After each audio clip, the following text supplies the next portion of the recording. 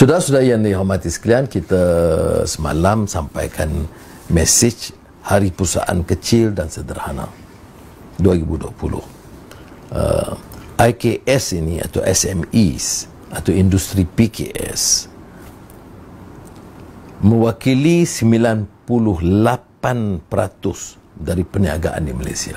Ya, orang berniaga kecil-kecil sehinggalah agak yang besar sedikit, itu besar jumlah dia. Dan 40% daripada keseluruhan ekonomi, 70% dari tenaga kerja. Ini yang penting, ya. 70% daripada rakyat kita, terutama di kalangan rendah dan menengah, itu adalah pekerja di IKS atau SME. Maka oleh yang demikian, kita berulang kali menggesa supaya pemerintah mengadakan suatu tindakan yang lebih fokus, ya.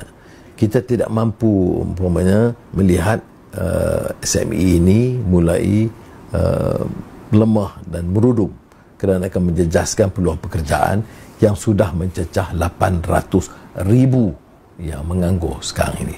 Dan kesaan kita ini hanya supaya difokus tentang keupayaan membangun semula, memberi insentif, membantu supaya dapat diperhebatkan kita ini. Lebih baik kita fokus pada kelompok-kelompok industri kecil ini dan jangan melihat kepada konglomerat-konglomerat besar.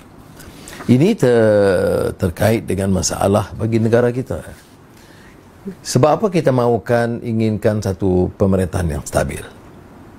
Bila ada stabil, ada keyakinan, saudara nak melabur, sama ada domestik atau pelaburan asing, itu bila dilihat umpamanya ada pemerintahan yang stabil. Kalau tanpa pelaburan dalam negeri atau domestik dan luar, ekonomi tidak boleh berkembang. Malaysia ini adalah negara dagang, a trading nation, dan kita bergantung banyak import ekspor. Tapi sekarang ini banyak yang terjejas. Oleh yang demikian, kita kena fokus benar-benar dalam memberikan harapan dan peluang serta keyakinan kepada pelaburan, ya. Dan apa langkah-langkah yang patut diambil yang mesti ketara sekarang dalam menghadapi ekonomi pandemik? Latihan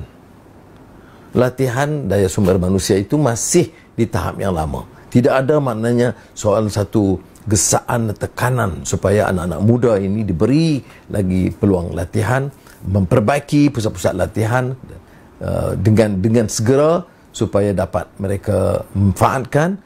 Dan ini juga dengan penggunaan teknologi digital, ya.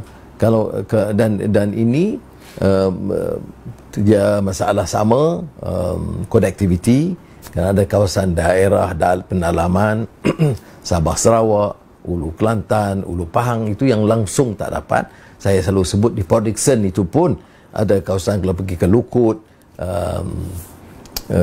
yang agak keluar daripada connectivity masih belum ada.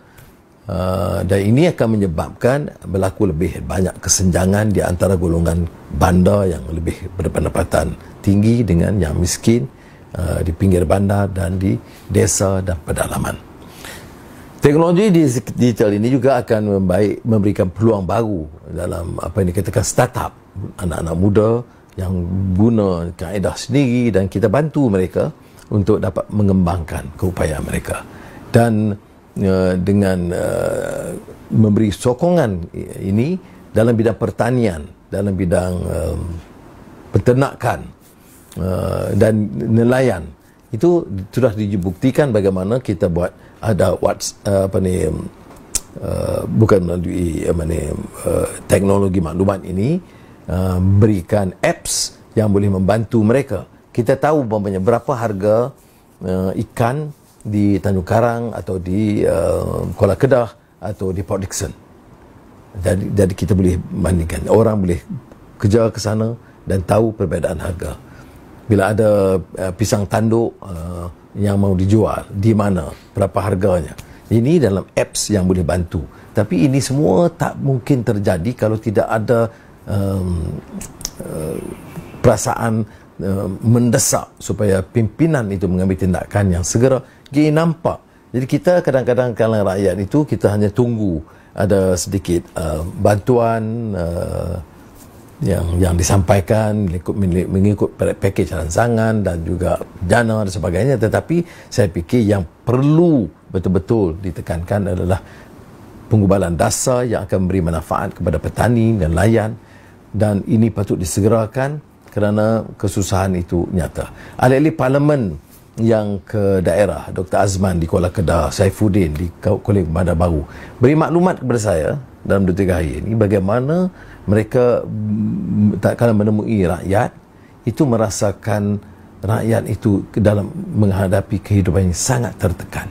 Jadi kita yang menjadi penggubal dasar tidak boleh pandang ringan dalam perkara ini, dan yang paling menyedihkan ialah kadang-kadang dasar seperti mana tender dan kontrak 5G sekejap lulus, sekejap batal, tak tahu sebabnya, tak tahu harganya, tak tahu apa-apa, ya.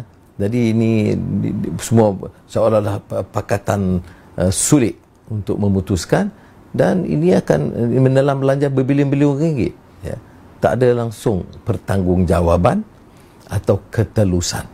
Jadi mudah-mudahan hal-hal ini dapat kita perbaiki, dan selain daripada yang saya sebut tadi tentang pelaburan, latihan, teknologi digital, ya, pertanian dan perikanan, ini ada keupayaan. Umpamanya harga barang makanan sudah naik.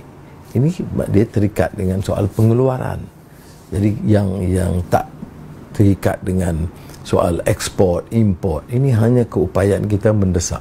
Tapi kita belum dapat lihat, tak nampak banyak satu gesaan, tekanan untuk membawa perubahan ini. Dan ini bagi saya satu bahaya, kerana kalau tanpa suatu tindakan yang tegas dan mendesak dan segera, ekonomi kita akan tetap dalam keadaan lemah dan merurung. Semoga Allah SWT memberikan kekuatan. Terima kasih. Wassalamualaikum warahmatullahi wabarakatuh.